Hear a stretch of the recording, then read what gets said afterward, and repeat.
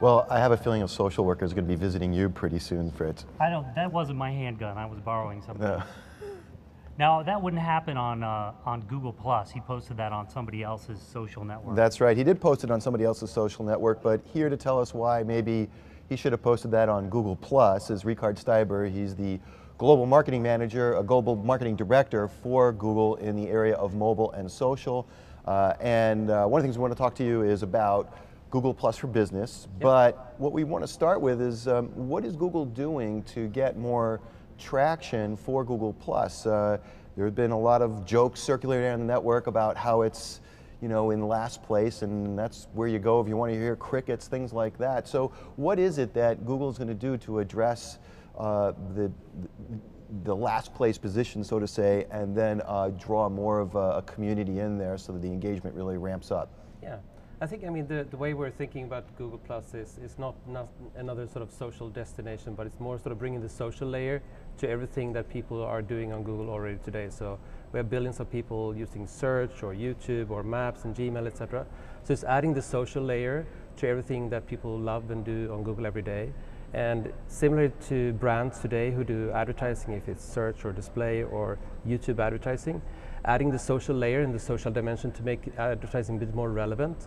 That's the way we're approaching it, rather than thinking of it as a separate destination. I think social it's not really something new. It's like a core human behavior that we hang out with our friends and our family and people who share our interests. We'll do it in the real world, but also we're doing it increasingly online. So it's adding that dimension to Google rather than creating another destination. But there seems to be this wave where other social networks, ones that exist or new ones that come along, it's so easy to just mimic some of the things that happen on other social networks. So, for example, when Google Plus came out, the big thing was circles. Facebook now has lists. You know, how do you compete with the new guys who come up and the established players who just copy everything you do?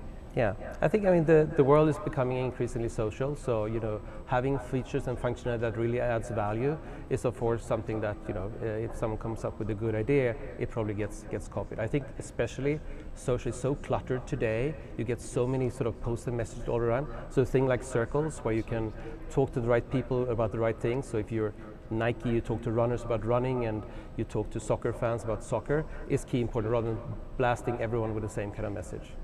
Okay, well, you've come equipped to give us a demo, and I think what we want to talk about is what are some examples of how businesses can leverage Google Plus to generate more traction for their business and also get more engagement going with their customers, right? So yeah. What have you got to show us? Yeah, so basically what I'm saying is that in May we started Google Plus, and you had user profiles. So if you look at the one on screen here, this is my profile.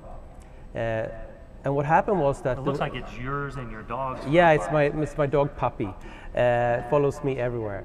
So what happened was that a lot of brands like Ford and, you know, they got on and created a user profile. So very quickly we had to rally in, you know, how can we make sure that Google Plus becomes something which is relevant to businesses? So how can we have an identity for brands, and how can we make sure that social is not just an afterthought, but actually something that ties everything that companies do online, if it's search, display, YouTube, video, together. So today, most brands, we launched this in November. You can have now business profile pages or brand pages.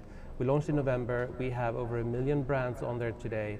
I think there's over half of the top brands in the world are there now. So if you are Angry Birds, if you have a quick look what Angry Birds would look like, this is a great way for them to have an identity on Google, build a following, and interact with them. So it doesn't matter if you are Angry Birds, or just recently we had the president having a hangout with the people. So from Angry Birds to the president, and you have David Beckham and rock artists in between there. It's a great way to build those connections. So let me give you one example. So Android, I think most are familiar with. If you search for Android or Android phone, there's something called +1.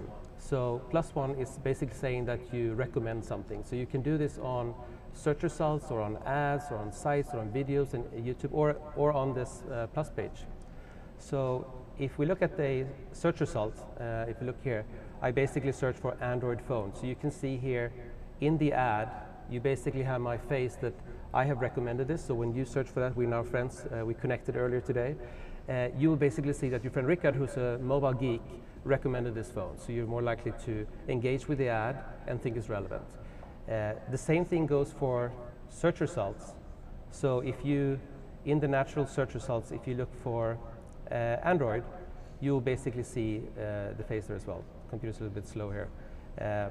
Let's go down. So you can see in this case you have Salagar who has recommended this specific link.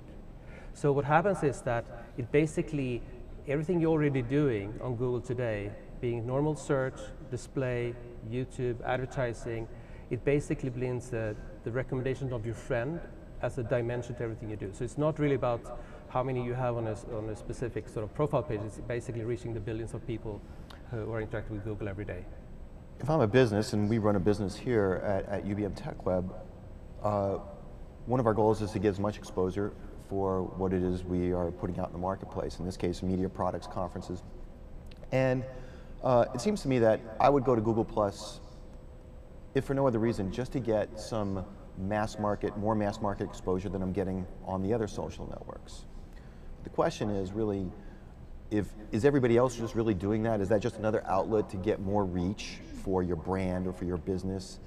And is there really a unique selling proposition where Google Plus can take your reach that one step further than Facebook, Twitter, et cetera, other networks where they're engaging? Because we're gonna be there on Google Plus. Yeah. We have to be there because we can. It's not that, it's free, right? It doesn't cost anything. Yeah. So therefore, it makes sense for us to be there, but we don't know what the real advantage is. Is this going to be a better network than the others? Yeah, I think for you guys, I mean, you're having this fabulous show, for example. You could easily do a hangout where you can invite people from around the country to join and ask questions like the presidents would do, or even the Muppets did at least recently.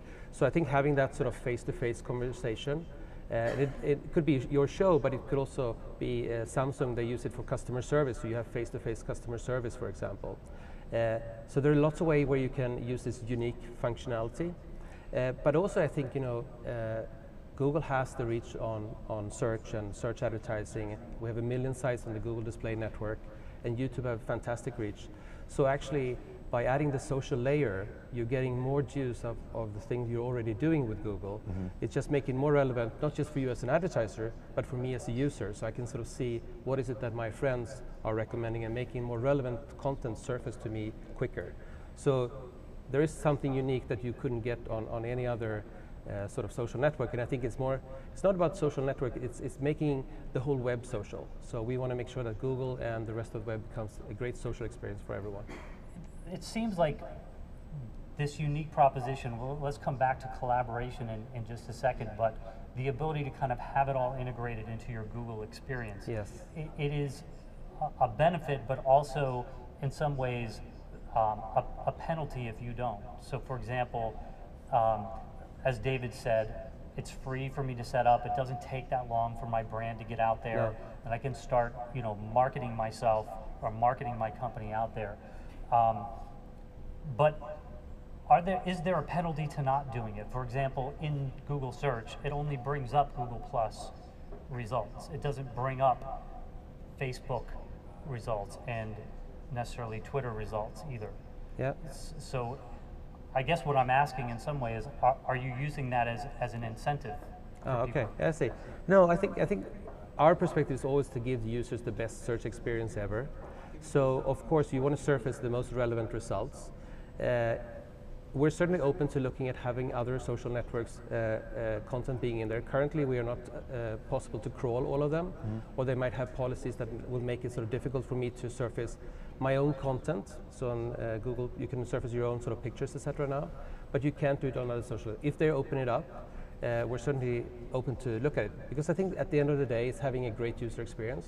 That's what we're after. And I think to your point earlier, what's the really good reason that you want to be on Google Plus is actually sharing. I don't know if you saw a statistic now that 70% of all branded content online are coming from user-generated content. So essentially, you have brand advocates, and since 9 out of 10 of us actually trust our friends, you know, if you see your friend promoting something, that's something really powerful. So I think having that sharing mechanism in a relevant way is one of the key benefits. One last question for you, Rikard. One of the things that we can't do today is auto-feed information into our Google Plus accounts. So for example, take InformationWeek as an example. We auto-feed all of our headlines, in some cases our summaries, to both Twitter and to our Facebook account. But we can't do that for Google Plus. Now, there was a program launched near the end of last year where Google was willing to work with a few of the tool makers for managing your social media presence, like Hootsuite. But it was only on a very limited basis, only a limited number of clients. Is there a time where we're going to be able to automate that? Because part of the appeal for us of working with Twitter and Facebook is that there's no cost to us. We don't have to go out and buy Hootsuite or anything. We just feed our RSS feeds into the service. Well, and just to layer on to that, Ford, who you mentioned before, they have Google Plus presence on their own social page on the Ford site. It's only pulling in Facebook or stuff from their social feed, their own social feed. So there's no Google Plus feed coming in there, even though they're on there. So I guess the overall question is, how can you make it easier for us to pull that in? Yeah, and I think we're very open that we're just getting started, and we're looking for feedback and how to make this better. To your point, I think that having those APIs that make it easy to connect to other software, we are starting doing some beta testing. It's coming very soon. The guys in the product factory are working extremely hard, you know, to come up with amazing stuff. So we're trying to make sure what are the key things that you would like to do, and how can we work with those agencies and companies. So look out to sort of a web page near you very soon. Okay, great. Well, Rikard Steiber, Global Marketing Director for Social and Mobile for Google, thanks very much for joining us here on Valley View. Thank you for having me. I put you on the spot.